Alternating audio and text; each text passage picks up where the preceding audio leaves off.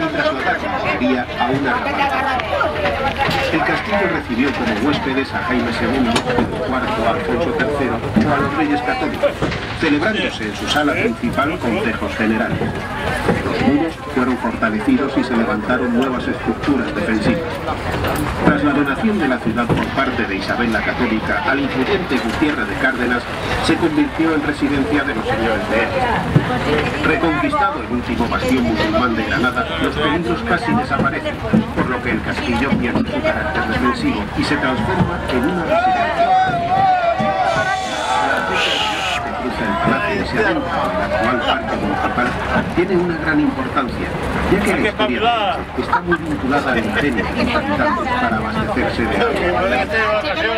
El edificio es de planta rectangular, sus muros son gruesos, según las crónicas de 14 palmos, es decir, casi 3 metros, y su altura de unos 16 metros. Y destaca entre sus torres la principal, una ventaja del ayuntamiento y así usada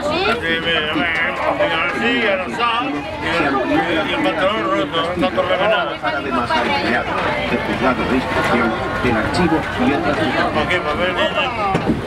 En 1913 pasó a manos privadas, instalándose en 1915 que funcionó hasta el tiempo de el palacio es actualmente museo arqueológico de la historia de un modo atractivo y ameno el pasado del territorio mexicano y de los pobladores que aquí han habitado. La inauguración se produjo en el año 2006, coincidiendo con la segunda visita de la Dama de Elche a la ciudad. La anterior fue en 1965. El parque ¿Tienes seguro? Seguro, ya puedo decir lo que quieras. ¿Cómo que te tengo seguro? No hay nunca nada seguro. ¿Tienes seguro, verdad? No. Escucha, yo no tengo celo. Pero tú sí tienes celo porque el miedo que te da el asco. ¿Qué me lleva Alex?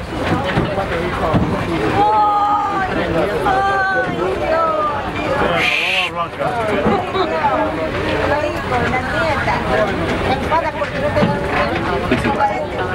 Tras la guerra civil, el gobierno municipal percibió la necesidad de dotar a la ciudad de un parque para esparcimiento de la población local.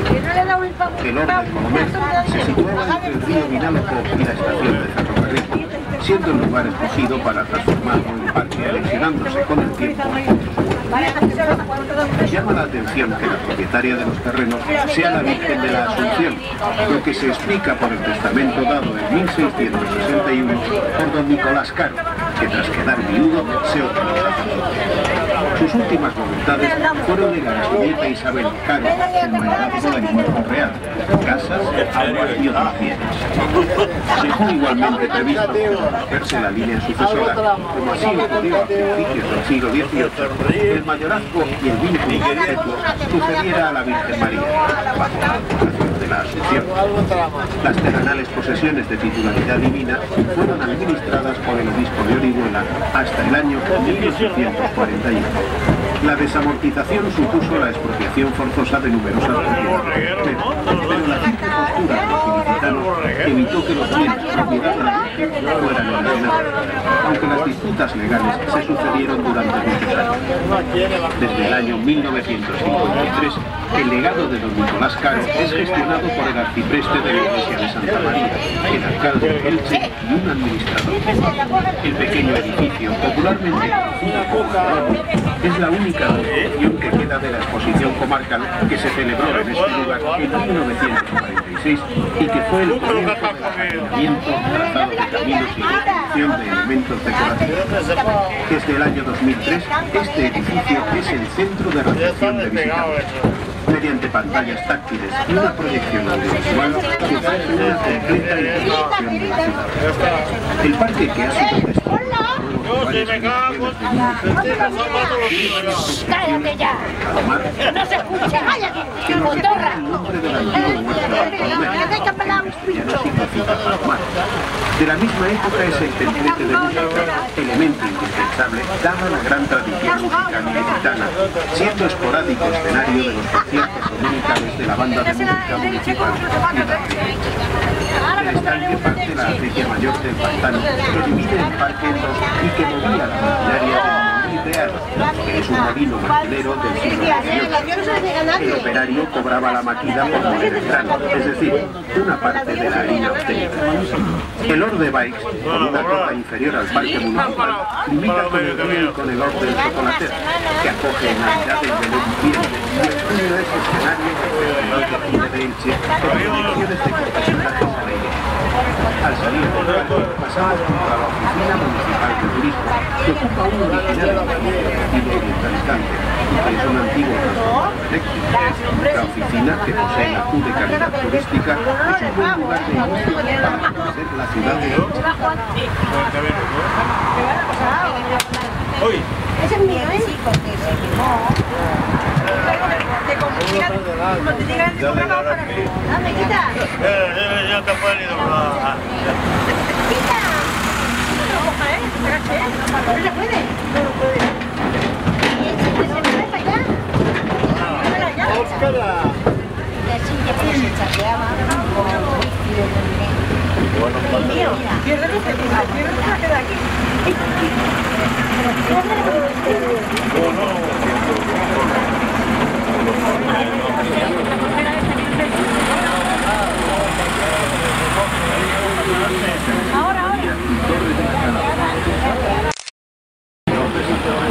Radica en su arquitectura, por ser el principal templo de la ciudad y por acoger la representación del misterio.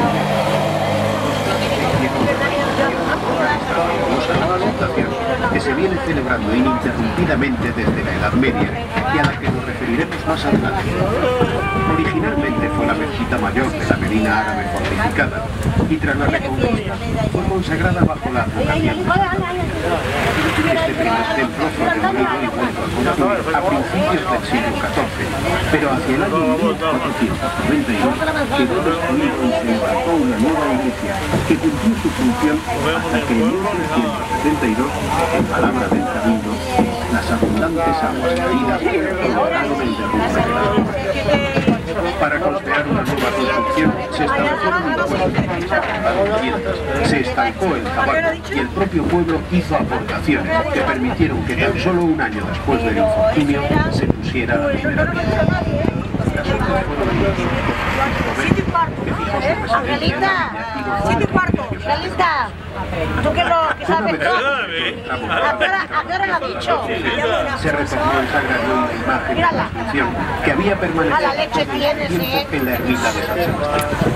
Las obras arquitectónicas no se completaron hasta 1727, año en el que se puso la aguja sobre la cúpula del rojo de media naranja. Quedaba aún decorar los muros y capillas, un trabajo en el que han participado artistas y artesanos locales y foráneos. En su exterior destaca la solidez de su fábrica, de planta cuadrangular, y su iriscente cúpula azul. La portada más destacada es la oriental y es considerada una de las joyas del barroco valenciano. Fue realizada en 1682 por el escultor Nicolás de Bussy, que recurrió a uno de los momentos de mayor vistosidad del misterio, la Asunción de la Virgen. Destaca también la torre del campanario, de porte macizo y 3 alturas. 4 ventanas dejan ver sus 4 campanas bautizadas con los nombres de Ave María, Irene, Bárbara y María de la Asunción. Hasta 1792 coronaba la torre un gigante de madera, conocido como giraldo, que portaba una gran cruz de hierro. La imprudencia del campanero, que hizo fuego para calentarse una fría noche de Navidad, destruyó la colosal efigie. 166 peldaños conducen a un lugar desde donde se obtiene una de las mejores vistas de la ciudad de Elche.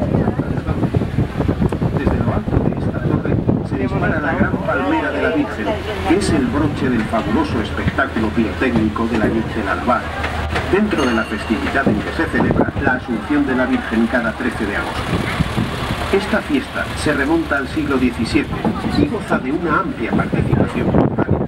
Amigos y familiares se reúnen en las terrazas, comen sandía y pasadas las 11 de la noche comienzan las luces, estruendos y pitidos que se detienen súbitamente para dejar paso a la oscuridad y el silencio, comenzando entonces el canto del misterio, Gloria, Patria, et Filio y el popular Aroma Significado. Dos grupos escultóricos a los lados de la basílica representan a la Virgen María, María Salomé y María Jacobé, y al grupo de Internado, es decir, de los tres apóstoles que acuden al llamamiento de la Virgen. Ubicado junto a la capilla de la Comunión se encuentra el Museo de la Virgen, donde se narra a través de piezas escultóricas, pictóricas, orfebrería y de una rica colección de textiles la historia de la imagen de la patrona de la ciudad. Frente a la basílica se encuentra la Torre de la Calahorra, que fue la principal defensa de la muralla medieval. Protegía la perdida puerta de la Lucentina en el camino hacia Alicante. Data de finales del siglo XII y XIII y en su fábrica actual se aprecian las numerosas alteraciones que ha sufrido en el tiempo, como las almenas y ventanas de estilo neomudéjar del siglo XIX. Actualmente tiene 15 metros de altura, pero llegó a tener más de 25. El terremoto de 1829, que afectó a numerosas construcciones ilicitanas, provocó daños en la torre y fueron derribados los dos cuerpos superiores. En su interior se encuentran originales frescos de principios del siglo XX. La planta baja, de inspiración egipcia, fue lugar de reunión de la logia masónica fundada en Elche en 1851. La Calahorra es de uso público y en ella se organizan numerosos actos culturales. Junto a la torre está el Almudí, construido en 1442, lugar donde se pesaba la harina y se guardaba el cereal.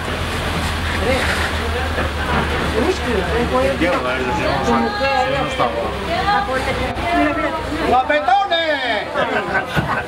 Bien hecho.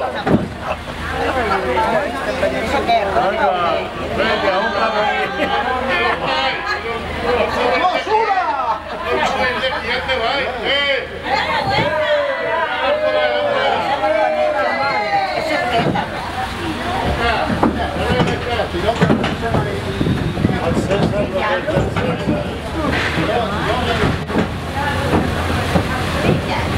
La Glorieta. La calle Corredora transcurre junto a la plaza de la Glorieta.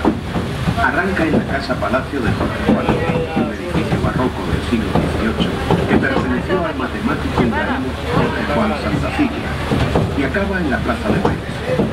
Esta calle fue recorrida entre los años 1904 y 1910 por el tren conocido como Chicharra, que hacía la línea de Alicante-Crevillent. Tras las reformas realizadas en los años 90, continuó siendo la principal vía comercial, así como la Glorieta es el centro vital. Fue construida por iniciativa de la policía local en el lugar donde se encontraba un convento de clarisas del siglo XVI, que allá por 1853 sufrió serios desperfectos por una tormenta. Unos años antes, en 1836, el consistorio ya había trasladado a las religiosas al convento de la Glorieta, gracias al intercambio de las propiedades. En 1891 se produjo el derribo definitivo, tras haber sido usado como colegio, circo e incluso plaza de toros. Dejó el antiguo convento lugar para construir un jardín público conocido como del Doctor Campello, el médico cirujano propietario de la finca en la que se halló la universalmente conocida Dama de Elche y que expuso en el balcón de su casa en esta misma plaza. En la actualidad hay una foto de lo que existe en el centro de la plaza. La Dama de Elche es un busto íbero tallado en piedra de entre los siglos V al IV a.C., que probablemente tenía un uso funerario, como se deduce por el hueco en su parte posterior, que serviría para introducir objetos litúrgicos o cenizas en recuerdo. Su indumentaria y joyas evidencian la importancia social de la mujer representada y de la comunidad del asentamiento íbero, que se llamaba Elite, según la denominación griega, y que fue el ejemplo de la actual ciudad de Elche. En la parte trasera de la copia de la escultura de la dama se encuentra el escudo de la ciudad, que recuerda la importancia que tuvo Elche como colonia romana, con derecho a acuñar monedas y cobrar impuestos. Volviendo a la plaza, aquí ha estado durante muchos años el casino, recientemente trasladado a una urbanización. Es el casino de la sociedad de cana más antigua de Elche, fundado en 1833, coincidiendo con la instalación de la Primera República, con su de perfil liberales, intelectuales e ilustrados, que aquí se reunían para charlar informalmente, enredarse en apasionadas tertulias políticas, culturales o de cualquier índole, y otras veces simplemente hablar. También en la plaza está el Gran Teatro, inaugurado en 1920, llamándose inicialmente del Cursal, del mismo nombre, anteriormente hubo en este solar un cine. Tras convertirse en cine, fue adquirido por el ayuntamiento, que lo restauró para devolverle la función original del teatro. En el centro de la plaza hay una fuente con una campana campal, en alusión a los tiempos. Estaban los celebraciones deportivas y festivas de generaciones significantes. La plaza tiene especial protagonismo cuando los niños se disfrazan en carnaval, en Navidad, miembros del Tramo Municipal y durante las representaciones del Festival Medieval. Los azulejos que dan colorido a la plaza en la zona de la estructura del Tramo de Elche se han colocado con la técnica del trencadís, es decir, con trozos rojos de azulejo de la Elche colorido.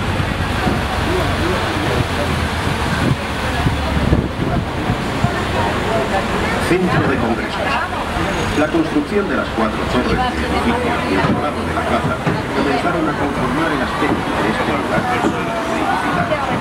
El Centro de Congresos es un elemento dinamizador del turismo de Elche, con capacidad en su sala principal para 450 personas. Congresos, ferias, presentación de productos o exposiciones culturales son los principales usos de este edificio. La propia plaza se puede convertir en una extensión del centro cuando el tipo de evento así lo requiere. En la misma plaza se encuentra la Dama de Flores, que se realizó en el año 2006 y es una de las otras damas inspiradas en la cultura real que estuvo expuesta en Elche ese mismo año. Como la cultura vegetal va cambiando según el tiempo, cambian las plazas. Museo del Palmeral. El Museo del Palmeral se encuentra en la Casa del Huerto de San Plácido, 19, con 2 edificios unidos por un pasadizo de madera. Alrededor de la palmera surgen oficios como el de la palma blanca, la recolección de frutos o los propios trabajos agrícolas que exige el palmeral, que la visita a este museo nos ayudará a comprender y valorar. El recorrido interior nos conduce en su primer espacio a la historia del palmeral. El segundo está dedicado a los huertos. El tercero al palmeral como patrimonio de la humanidad. Y el último es un taller donde se puede ver cómo se trabaja la palma. Elche es el primer productor mundial de palma, con aproximadamente 200.000 palmas lisas al año. Inmediatamente a la producción comienza el pintado de las palmas para balcones e iglesias de Elche y de otros muchos lugares del mundo por la festividad del Domingo de Ramos. El trabajo de la palma blanca se consigue al encaperizar las hojas de la palmera, de modo que al no recibir la luz solar se vuelven blancas. Las palmas se comercializan fundamentalmente para el comercio de las más blancas en un estado. Merece la pena recorrer el huerto de San Plácido con unos 15.000 metros cuadrados de superficie, más un millar de palmeras y cultivos habituales como olivos, hongos, naranjos, que es una especie de jardín huerto del Cura. Del huerto del Cura se tienen las primeras noticias en 1946 por una revista de en esas fechas era arrendatario del huerto Andrés Castaño, y años después la parte vivió allí con su familia hasta su muerte. El nombre del cura le viene por José, uno de los hijos de Andrés, que se ordenó sacerdote y llegó a ser Capellán Castaño, simplificándose con el tiempo a la denominación actual de Huerto del Cura. José Castaño fue vicario de la Iglesia de Salvador, capellán de la cárcel, su modesta dedicación al huerto le llevó a renunciar a otros cargos de mayor reconocimiento. Construyó una capilla en el mismo huerto donde oficiaba misas diarias. Fue él quien inició la costumbre de plantar las palmeras por el lado de e inició los cuidados de la palmera imperial, actualmente un gran ejemplar, que en ese tiempo era conocido como el candelabro. La conservación del huerto se debe igualmente a la dedicación de sus futuros propietarios. Juan Orcillalles fue un próspero industrial propietario de una fábrica de alpargatas y amigo personal de José Castaño. A su muerte, el huerto salió a pública subasta y fue adquirido por el empresario. El primogénito de sus hijos, Juan Romano, con una amplia formación lingüística y un gran interés y conocimiento sobre la historia de Elche, fue quien transformó el huerto convirtiéndolo en un jardín de recreo. Es su mérito el haber dado a conocer mundialmente el huerto e indirectamente el palmeral y la propia ciudad de Elche. Su tumba se encuentra en una capilla en el propio lugar. La casa era originalmente como la de cualquier otro hortelano, un porche cubierto de palmas sustentado por troncos de palmera a modo de columnas. Los propietarios sucesivos han ido ampliándola y adosando nuevas construcciones, siendo finalmente un conjunto de vivienda, capilla y casa estudio. En este último lugar hay una biblioteca y diversos objetos ilustrativos sobre el pasado histórico de Elche y la Comunidad Valenciana. En 1894, el huerto recibió la visita de la emperatriz Elizabeth de Austria, conocida como Sisi. El entonces capellán quiso dejar recuerdo de la imperial visita con el encargo de un busto que hoy en día permanece en el jardín y el bautismo de una palmera, que desde entonces se conoce como imperial. Esta tiene más de 165 años, lo que la convierte en un ejemplar maduro, ya que las palmeras tienen más de 300 años. Su forma es muy característica, con 7 hijuelos que con el tiempo han engrosado hasta ser verdaderas palmeras.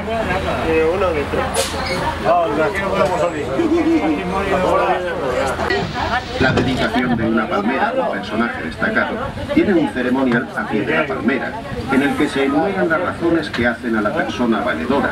Se baña el tronco con vino que abraza el homenajeado y que recibirá los frutos de la palmera hasta su muerte. Ruta del Palmeral, primera. El oasis es una creación humana, cuyo origen está en los desiertos, donde un grupo de personas agrupadas en una tribu es capaz de desarrollar un sistema agrario allí donde parece a priori imposible. El agrosistema que hace factible el oasis se basa en la captación de agua y materia orgánica necesarios para el cultivo de la palmera.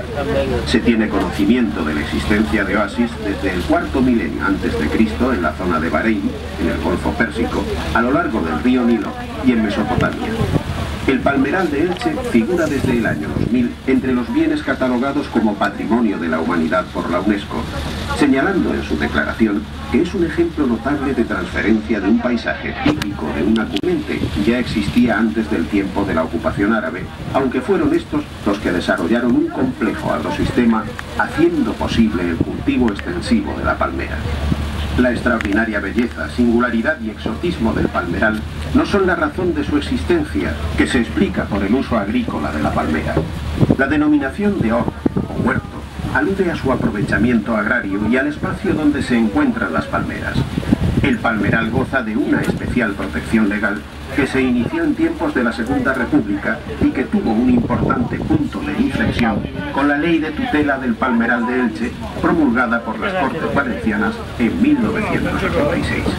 La titularidad de la mayoría de los huertos es municipal, abriéndose espacios y caminos para el disfrute de los propios ilicitanos y de los visitantes de este valioso agrosistema que es el palmeral. La palmera datilera, o Phoenix dactilífera, es una planta de porte esbelto, con un tronco que se compone de la base persistente de las antiguas hojas.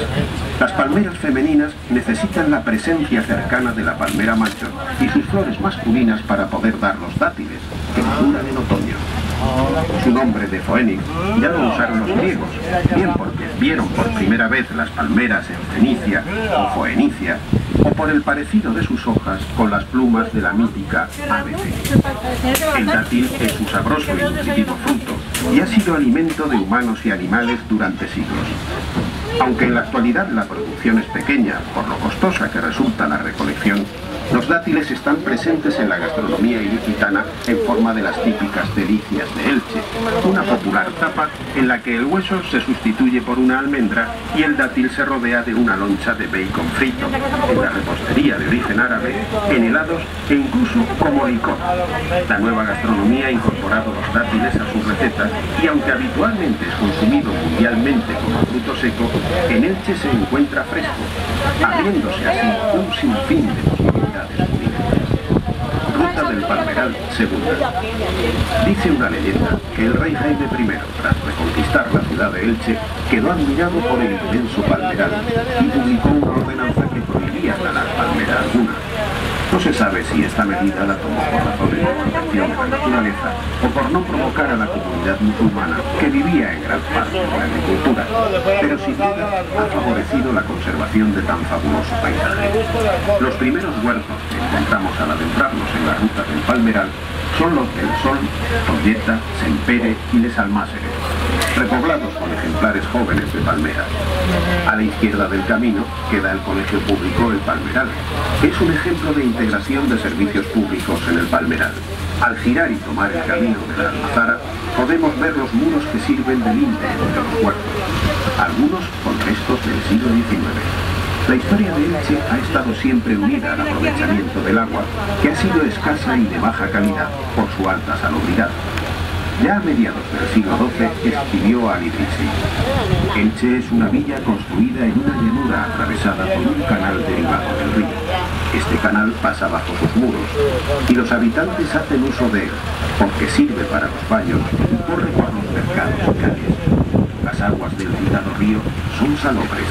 Para beber, los habitantes se encuentran en la necesidad de traer agua de lluvia de otros lugares que almacenan en depósitos. Baños árabes y convento de la Merced. Están situados bajo el convento de la Merced y han permanecido ocultos durante años al transformarse en un almacén del propio convento. Su restauración y apertura al público en 1998 ha permitido mostrar uno de los más valiosos testimonios de la arquitectura islámica de la Comunidad Valenciana. Su situación junto a la puerta nutrentina permitía a los viajeros procedentes de Alicante el asearse antes de adentrarse en la Medina y en la mezquita. La purificación del cuerpo antes de la oración es un precepto de obligado cumplimiento del Corán. La herencia romana de las termas fue asimilada y adaptada a las costumbres derivadas de la religión islámica. Se dividía el espacio del hamán en una zona fría, otra tibia y otra caliente. Otros elementos habituales eran las mastabas, unos polletes con colchonetas donde reposar o recibir masajes. Hombres y mujeres acudían en diferentes momentos a los baños, siendo una verdadera fiesta social donde se producían charlas, intrigas o se cerraban acuerdos. El baño igualaba a pobres y ricos, que compartían espacio y conversación durante el tiempo que duraba el ceremonial de purificación y relajación. Desde el punto de vista arquitectónico, la construcción tuvo una cierta complejidad. Debía existir un suministro de agua que era calentada, se aprovechaban sus vapores y se reconducía al final de su recorrido a los conductos de la ciudad. En los baños de Elche se conserva además el hipocausto, que es una zona hueca bajo el suelo y que dejaba salir el calor procedente del horno. En el siglo XIII se levantó sobre los baños la iglesia del convento de Santa Lucía de Nuestra Señora de la Merced, en el que residieron desde el año 1853 a 2007 las monjas clarisas, que tuvieron que abandonar el convento de la Encarnación dado su estado ruinoso. Diferentes estilos son visibles en el exterior: una zona del gótico tardío, una portada renacentista llamada de Santa Lucía y otra zona barroca destruida parcialmente en 1936 y reconstruida 4 años después. El propio acceso a los baños árabes tuvo que hacerse desde el exterior, abriendo un acceso desde el paseo aéreo de Santa Lucía para no perturbar en ese tiempo la clausura de las monjas clarisas. MAE, Museo Arqueológico y de Historia de Elche. El museo se encuentra situado en el interior del Palacio de Altamira, también conocido como el Alcácer de la Señoría, ocupando toda la fortaleza y el primer sótano de un aparcamiento subterráneo construido en la zona de traspalacio. El MAE, Museo Arqueológico y de Historia de Elche, realiza un recorrido por la historia de la ciudad, desde sus orígenes hasta la actualidad, presentando de forma amena